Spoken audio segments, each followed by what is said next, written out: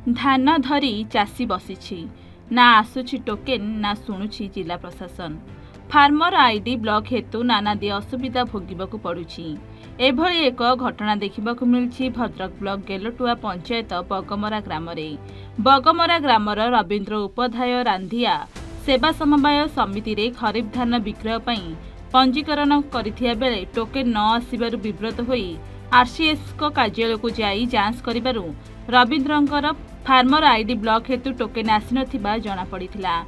एहाकु नेई जिलापाल और जोगण अधिकारी भेटिथिले रवींद्र किंतु किछि सुफल मिली पार नथिला। डीआरसीएस राज्य विभागीय अधिकारी एक चिठी करी चुप बसतिया बेले रवींद्र पुणी जिलापाल भेटी समस्यार समाधान पई गुहारी करिसेंती। अन्यपटे धान वर्षा खाई गजा हेबाकु बसिलानी। आईडी ब्लॉक समस्या जिला प्रशासन होइथिया बेले जिला प्रशासन रवींद्रଙ୍କ धान संग्रह पई कौनसी पदक्षेप ग्रहण करुनथिबारु चिंतारे रवींद्र तुरंत समस्यार समाधान करने को जिलापाल को निवेदन करछन्ती रवींद्र। आमे सोसाइटी रांदिया संवाद समिति रेजिस्ट्रेशन करथिलु। फार्मर कोड भी आमे पाइजु किंतु जेतला टोकन आसिला नाही बारंबार आमे समवाय समिति पहुँचले मध्य सेमाने कहले आमे किछि करि परिबुनी आपण डीआरसीएस ऑफिस की जानतु। डीआरसीएस ऑफिस गले मध्य सीए कहले जे एटा हमर ब्लॉक अछि आउ आपण से स्टेट लेवल को ये ब्लॉक अच्छे आमे किसी करें ना। आउ तापरे आमे जिलापाल को भी भेटिलु।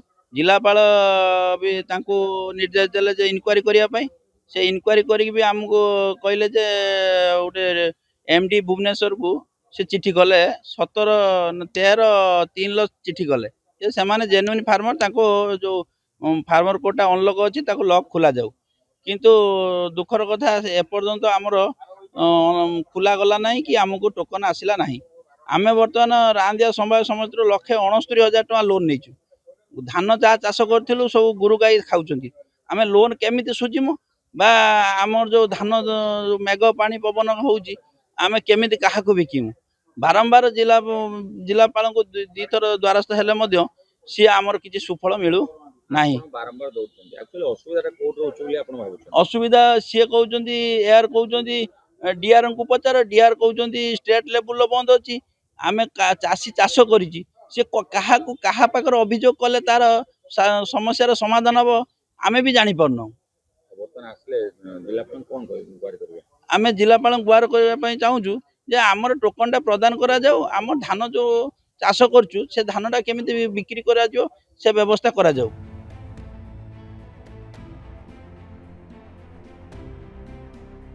भद्रकରୁ सुप्रकांत राउतरायଙ୍କ रिपोर्ट एन ओडिशा।